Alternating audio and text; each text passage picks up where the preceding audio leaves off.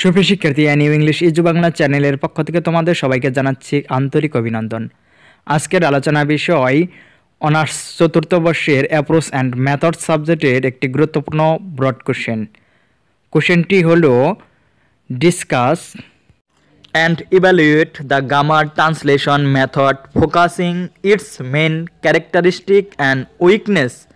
এখন আমরা জানব গ্রামার ট্রান্সলেশন মেথড কি।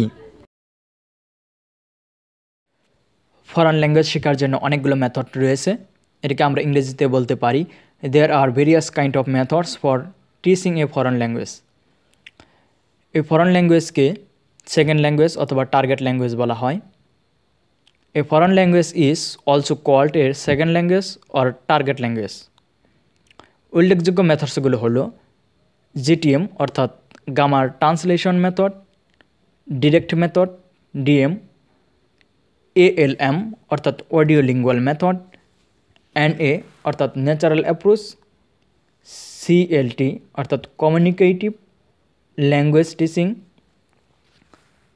TPR অর্থাৎ total physical response.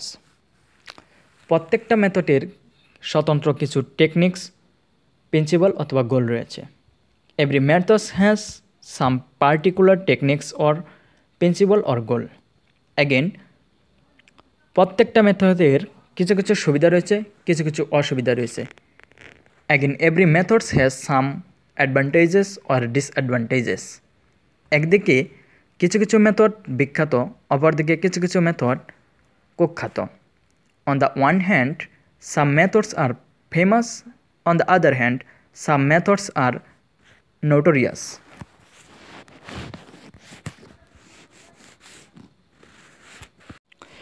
Among all of the methods, সকল প্রকার মেথডগুলির মধ্যে GTM is remarkable.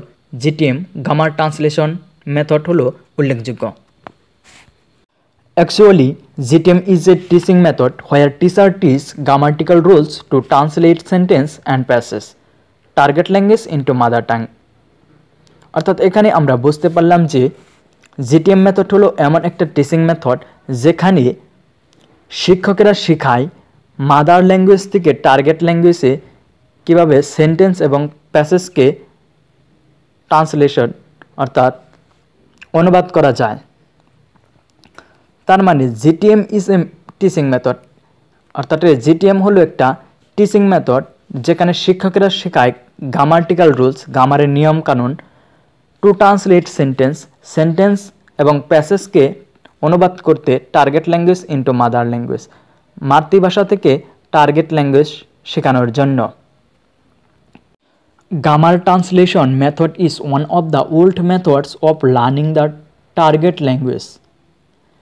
অর্থাৎ গ্রামার ট্রান্সলেশন মেথড হলো এমন একটি পুরাতন মেথড টার্গেট ল্যাঙ্গুয়েজ শেখানোর জন্য।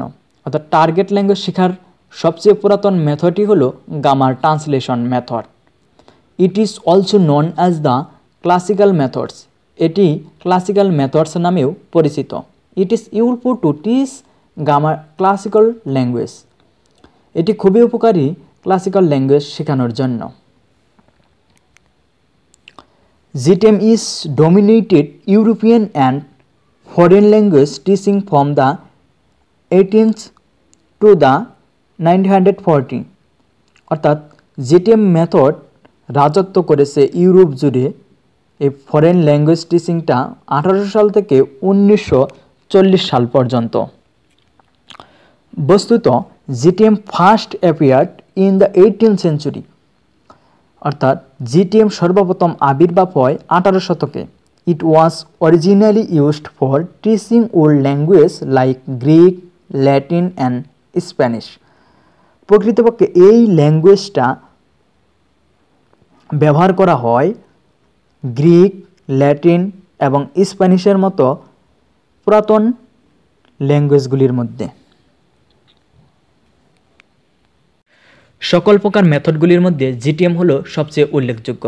প্রকৃতপক্ষে সাধারণত এই জিটিএম মেথড বলতে আমরা যেই মেথডকে বুঝি তা হলো যেখানে শিক্ষক গ্রামাটিক্যাল রুলস, ট্রান্সলেটেড সেন্টেন্স এবং প্যাসেজ করার জন্য শেখায়। এই গ্রামার ট্রান্সলেশন মেথড সবচেয়ে পুরাতন মেথড এই বিদেশি ভাষা শেখার জন্য। এটিকে ক্লাসিক্যাল মেথড নামে পরিচিত, আর এটি উপকারী রয়েছে সবচেয়ে ক্লাসিক্যাল ল্যাঙ্গুয়েজগুলোর মধ্যে। ইউরোপিয়ান এবং ফরেন ল্যাঙ্গুয়েজের মধ্যে রাজত্ব করেছে 1800 সাল থেকে 1940 সাল পর্যন্ত। এই জিটিএম মেথডটা সর্বপ্রথম আবির্ভাব হয়েছিল 18 শতকে। এটি মূলত ব্যবহার করা হতো ওল্ড ল্যাঙ্গুয়েজ টিচিংয়ের কাজে, গ্রিক, ল্যাটিন, স্প্যানিশ দেশগুলোর মতো।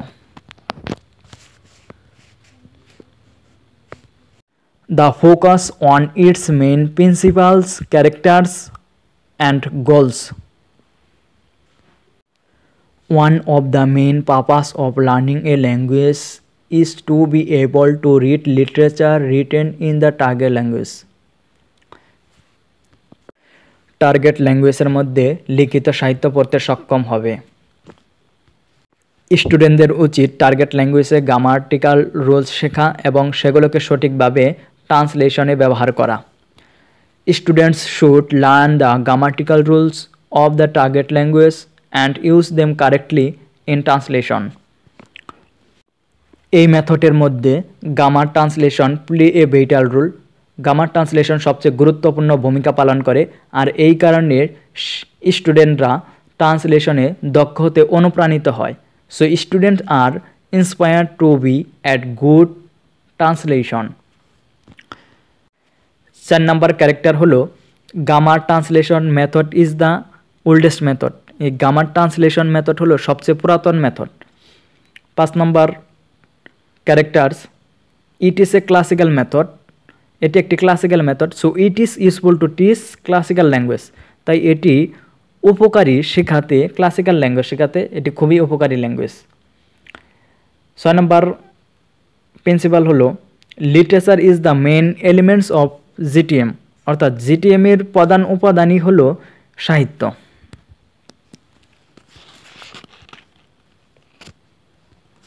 7 নম্বর ক্যারেক্টার হলো এখানে রিডিং এবং রাইটিং স্কিলকে গুরুত্ব দেওয়া হয়। Here reading and writing skills are given importance.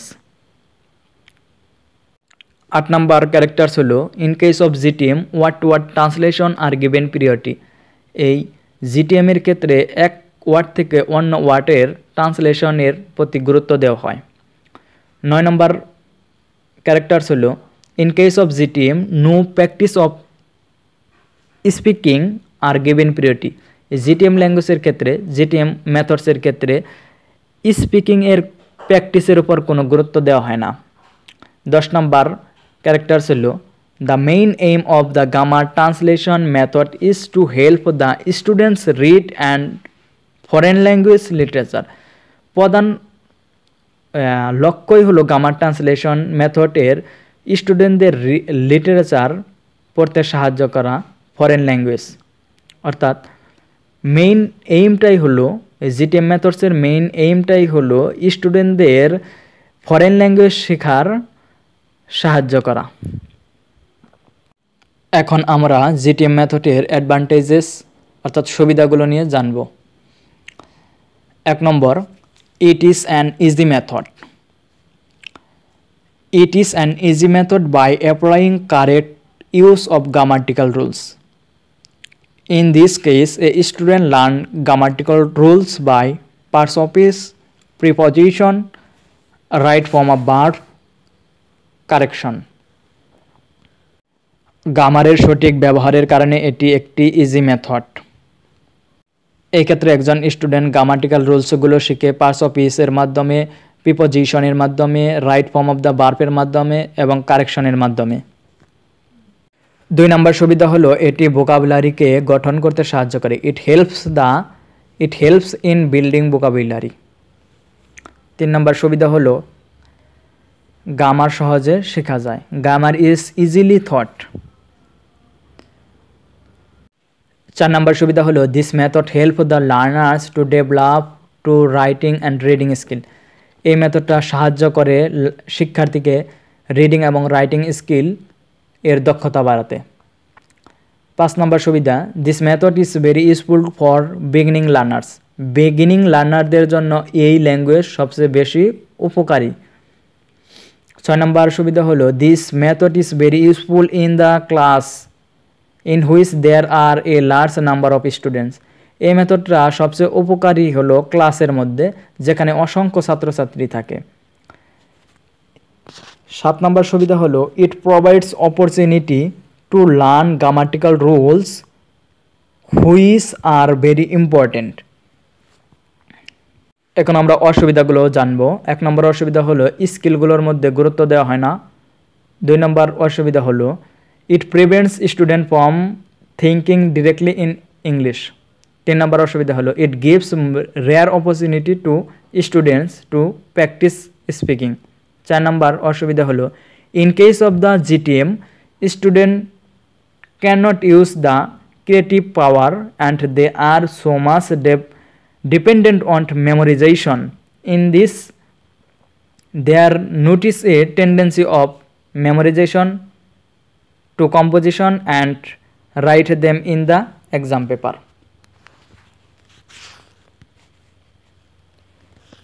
আরেকটি অসুবিধা হলো ইন কেস অফ দ্য মেথডের মধ্যে কমিউনিকেশন কম্পিটেন্সকে গুরুত্ব দেওয়া হয় না।